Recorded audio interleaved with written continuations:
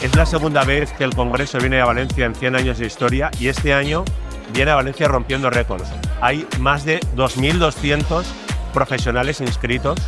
Es un auténtico éxito de la organización. Se necesitan unas instalaciones que tengan unos requerimientos que sean capaces de acoger a todo este número de gente, y además tenemos una particularidad, que es que necesitamos que haya múltiples salas de forma simultánea. Queremos destacar la excelente colaboración que hemos tenido en todo momento con el equipo de Palacio, con la Secretaría Técnica y la coordinación con la Secretaría de la SERAM. Aparte de eso, también, pues por ejemplo, aquí hemos celebrado lo que es la Liga de Casos. Es una competición que se hace entre residentes con una serie de casos radiológicos que a lo largo del último año y medio han estado preparando. Han competido cerca de 70 equipos, tanto de España como de Latinoamérica, y aquí hemos celebrado la final.